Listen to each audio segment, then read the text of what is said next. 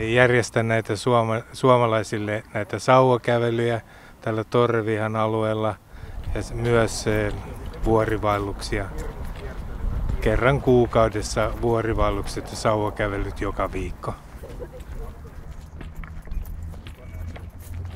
Sauvakävelyretket aloitetaan aina tästä takana olevasta vanhasta viinitilasta ja kävellään tässä luonnonsuojelualueella semmoinen tunnista ehkä pariin tuntiin välillä.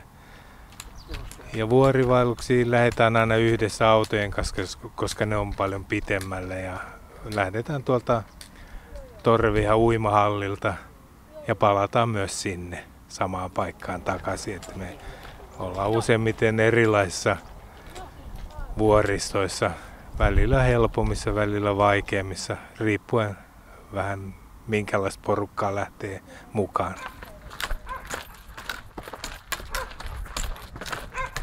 Tänään esimerkiksi lähdetään kävellään tuonne vähän niin kuin kaikki tuntee maaseutumarkkinat sitä kohti. Siinä mennään vierestä koiratarha ja hevostila ja siellä on vähän kilipukkeja ja ankkoja ja sen semmoista ja paljon muutakin voi tapahtua. Voi nähdä vaikka käärmeitäkin.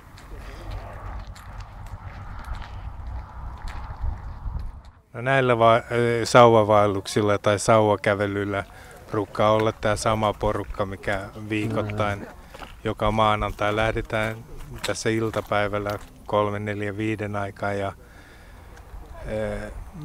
vaihteleva ikä 50, 75, mahdollisesti 80-vuotiaitakin on mukana ollut ja kävellyt lävitse niin kuin muutkin.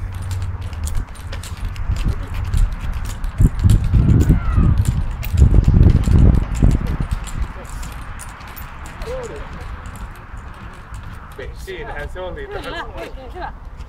Annatko tehdä? 7 kilometriä takana. Joo. Paljon tuli. Jotain 7 kilometriä.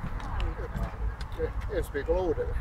Ensi viikolla viimeisen kerran. Niin, tälle sesongille. Niin, tänä